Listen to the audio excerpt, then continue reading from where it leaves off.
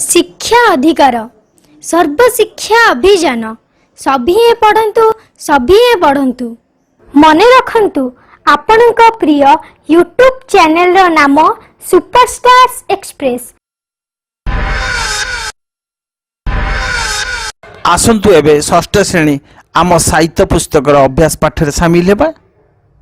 कविता शरत नईकूले कवि डॉक्टर राधामोहन गणनायक। शरत नईकूले कवितार कवि होउछंती विशिष्ट छंद कवि डॉक्टर राधामोहन गणनायक। तांकर रचित कौशरिका उत्कलिका सामुकार स्वप्न आदि कविता पुस्तक बेस लोकप्रिय हो पारिछि। पठित कवितारी कवि लिखित कौशरिका कविता पुस्तक संगृहीत। शरत ऋतुरे नदी कूले जो सब मनोरम दृश्य देखा मिले ताही उक्त कवितार वर्णना करा जायछि। शरत नई कूले बसिछि मुई छाई छइल अमृतरु मूले। आहा अमृतरु मूले प्रकृतिर सबुज कोल ए मोर मन हेउछि भोल।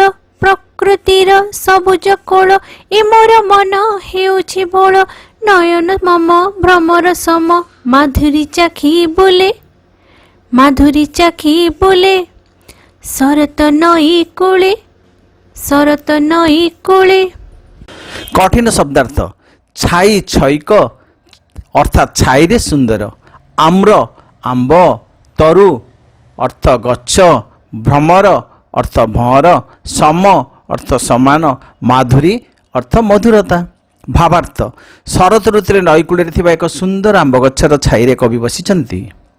प्रकृतिर सबुजिमा भरा दृश्य को देखि से विहोर हो उठिଛନ୍ତି। तांकर आखि दुईटी भ्रमर परी सौंदर्य को देखि चलीछि। नईर जल धारा चलीछि छाई आलुओ तले दिसुछि मनोहरा। आहा दिसुछि मनोहरा। हलाई गछ पतर राशि समीर धीरे पड़ई झासी। हलाई गछ पतर राशि समीर धीरे पड़ई झासी। गोटिक गोटी पड़ुछि लोटी चपल ढेउ माला चपल ढेउ माला। शरत नई कूले शरत नई कूले। कठिन शब्दार्थ समीर अर्थ पवन झासी अर्थ झास दे लोटी अर्थ गड़ी पड़ुछि चपल अर्थ चलचंचल।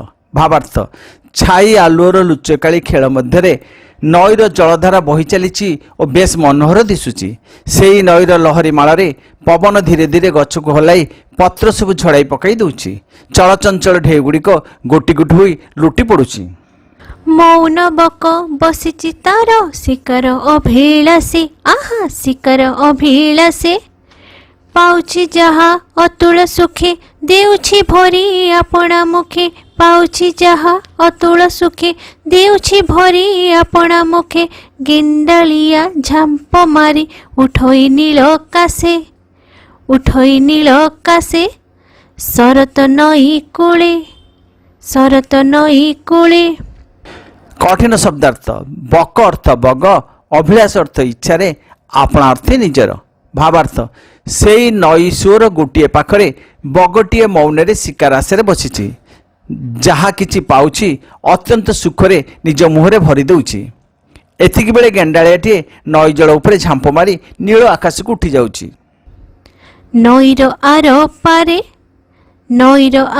पारे दिसुछि गाई बाछुरी पल सबुज पड़ी आरे। आहा सबुज पड़ी आरे। गोपाल पुओ सेठी काही बंसी सुरे देउछि गाई। गोपाल पुओ सेठी काही बंसी सुरे देउछि गाई। मूर्छनाठी उठुछि माटी सतेकी ताले ताले सतेकी ताले ताले। शरत नई कूले शरत नई कूले। भावार्थ नईर आरपटे थिबा सबुज पड़ियारे गाई बाछुरी पल चरुथुवार दिसुची।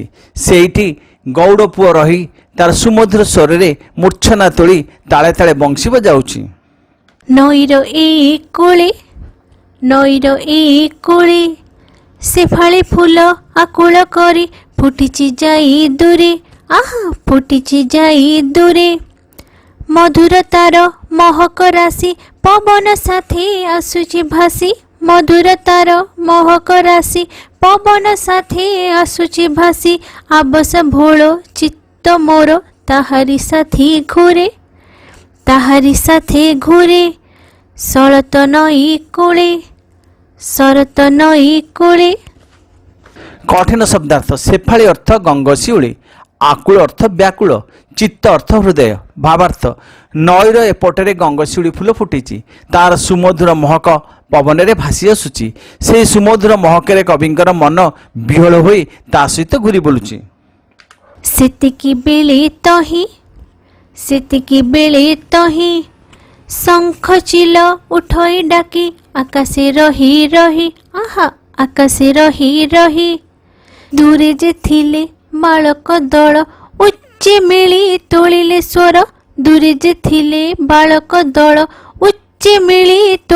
ସ୍ୱର ହେଇରେ ଭାଇ ବିଜୟ ସିରି ଦେଖରେ ଦେଖ ଭାଇ ଶରତ-ନଈ-କୂଳେ। ଭାବାର୍ଥ ସେହି ସମୟରେ ଶଙ୍ଖଚିଲଟି ଆକାଶକୁ ଉଠିଯାଇ ରହି ରହି ଡାକୁଛି। ଦୂରରେ ଯେଉଁ ବାଳକମାନେ ଥିଲେ ସେମାନେ ଉଚ୍ଚସ୍ୱରେ କହି ଉଠିଲେ, ବିଜୟର ସିରି ହେଇଗଲାରେ ଭାଇ ଦେଖ। ଶରତ-ଲଗନରେ ସୁନୀଳ ଏକ ବଉଦ ଉଡ଼େ ଧୂସର ଗଗନରେ ଉପରେ ମେଘ ତଳେ ଏ ନେଇ ମନରେ ମୋର ଦିଅଇ କହି ସୃଷ୍ଟି ଧାମେ ସୁଷମ ଆମେ ଭରୁଛୁ ଜୀବନରେ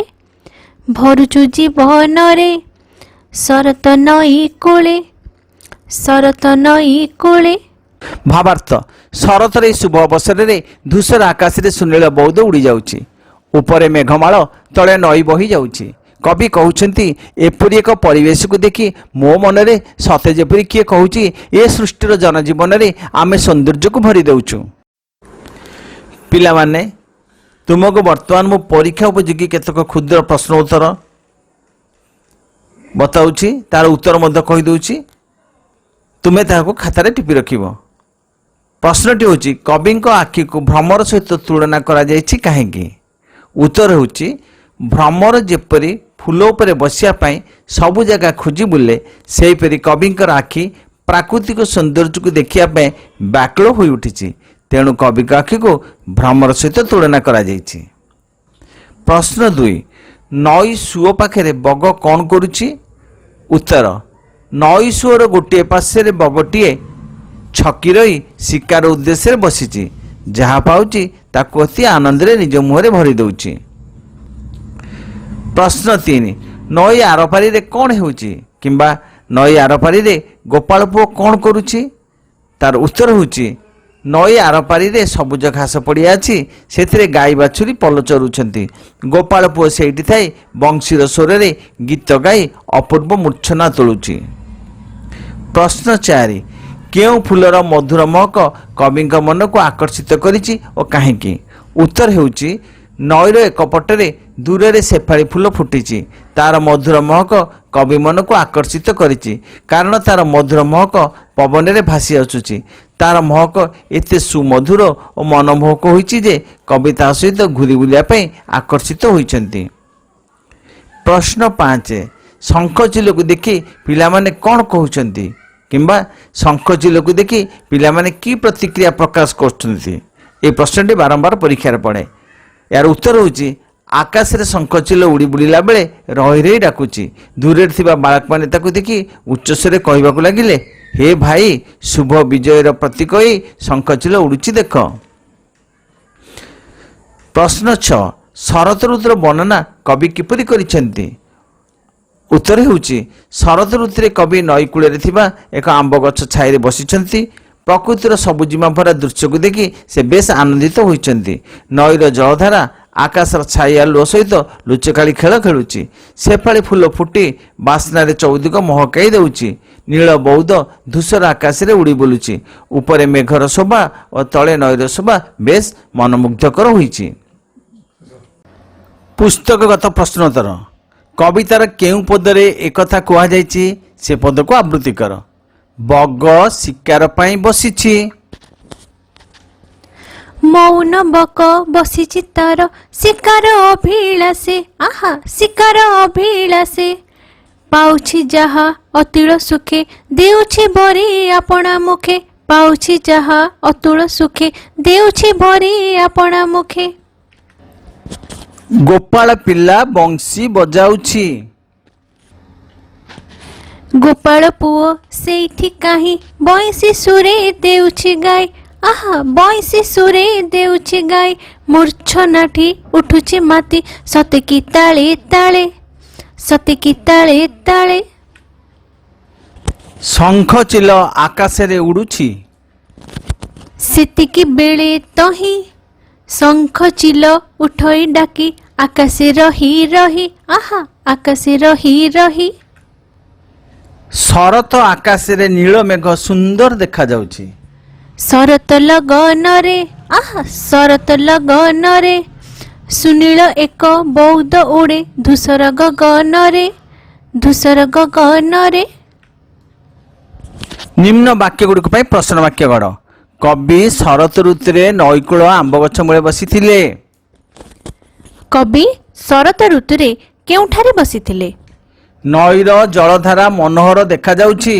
ନଈର ଜଳଧାରା କିପରି ଦେଖାଯାଉଛି? ବଗ ନଈ ସୁଅର ଗୋଟିଏ ପଟେ ଶିକାର ପାଇଁ ବସିଛି। ବଗ କେଉଁଠି ଶିକାର ପାଇଁ ବସିଛି? ନଈ କୂଳରେ ଶେଫାଳି ଫୁଲ ଫୁଟିଛି। ଶେଫାଳି ଫୁଲ କେଉଁଠାରେ ଫୁଟିଛି? ସବୁଜ କୋଳ ମୌନ ବକ ଧୀର ସମୀର ଏହି ଶବ୍ଦରେ ବିଶେଷ ପଦଗୁଡ଼ିକ କିଏ କହିଲ? କୋଳ ବକ ସମୀର। ନିମ୍ନ ପ୍ରତ୍ୟେକ ଶବ୍ଦର ଅର୍ଥ ବୁଝାଉଥିବା ଆଉ ଗୋଟେ ଲେଖାଏଁ ଶବ୍ଦ କୁହ। ନୟନ, ଚକ୍ଷୁ, ଢେଉ, ଲହରୀ, ଗଛ, ବୃକ୍ଷ, ଭ୍ରମର, ମଧୁକର, ଜଳ, ନୀର, ସମୀର, ବାୟୁ, ଶେଫାଳି। ଗଙ୍ଗଶିଉଳି। ନିମ୍ନ ଶବ୍ଦ ଗୁଡ଼ିକର ଗଦ୍ୟ ରୂପ କୁହ। ଚକର, ଚକ୍ର, ଲଗନ, ଲଗ୍ନ, ମୌନ, ମୌନ, ମୂର୍ଚ୍ଛନା। ମୂର୍ଚ୍ଛନା। ନୀଳ ଶବ୍ଦ ପୂର୍ବରୁ ସୁ ଯୋଡ଼ିଲେ ସୁନୀଳ ହୁଏ। ସେହିପରି ସୁ ଲଗାଇ ଚାରିଟି ଶବ୍ଦ କହିଲ। ସୁପୁତ୍ର, ସୁଜନ, ସୁଶୀତଳ, ସୁକୋମଳ। ତଳେ ଦିଆଯାଇଥିବା ପଦ ଗୁଡ଼ିକୁ ସ୍ୱରବର୍ଣ୍ଣ ଗୁଡ଼ିକ ବାଛ। ସୁଅର ଏକ ପାଶେ ମୌନ ବକ ବସିଛି ତାର ଶିକାର ଅଭିଳାଷେ। ଅ ଆ ହର୍ଷେଇ ହର୍ଷଉ ଏଗୁଡ଼ିକ ସ୍ୱରବର୍ଣ୍ଣ। ସରଳାର୍ଥ ନିଜେ ଲେଖ। ନୟନ ମମ ଭ୍ରମର ସମ ମାଧୁରୀ ଚାଖି ବୁଲେ ମାଧୁରୀ ଚାଖି ବୁଲେ ପ୍ରକୃତିର ସବୁଜ କୋଳ ଏ ମୋର ମନ ହେଉଛି ଭୋଳ ପ୍ରକୃତିର ସବୁଜ କୋଳ ଏ ମୋର ମନ ହେଉଛି ଭୋଳ। ଧନ୍ୟବାଦ। ଏକ ବିଶେଷ ସୂଚନା। ନମସ୍କାର। ଏତଦ୍ୱାରା ସମସ୍ତ ବିଦ୍ୟାର୍ଥୀମାନଙ୍କୁ ସୂଚାଇ ଦିଆଯାଉଛି କି ଆପଣମାନେ ନୂତନ ଦର୍ଶକ ହୋଇଥିବାରୁ ପ୍ରଥମେ ନାଲି ଅକ୍ଷରରେ ଥିବା ସବସ୍କ୍ରାଇବ୍ ବଟନଟିକୁ ଟିପନ୍ତୁ। ତାପରେ ସବସ୍କ୍ରାଇବ୍ ପାଖରେ ଥିବା ବେଲ୍ ଆଇକନ୍ ଘଣ୍ଟିଟିକୁ ଦବାଇ ଦିଅନ୍ତୁ। ଶେଷରେ ଅଲ୍ ଲେଖା ହୋଇଥିବା ଘଣ୍ଟିଟିକୁ ଟିପି ଦିଅନ୍ତୁ। ଏଭଳି କରିବା ଦ୍ୱାରା ଆପଣ ଆମର ସମସ୍ତ ଶିକ୍ଷା ପ୍ରୋଗ୍ରାମ ଦେଖିପାରିବେ। ଆପଣଙ୍କ ପ୍ରିୟ ୟୁଟ୍ୟୁବ୍ ଚ୍ୟାନେଲର ନାମ ସୁପରଷ୍ଟାର୍ସ ଏକ୍ସପ୍ରେସ୍।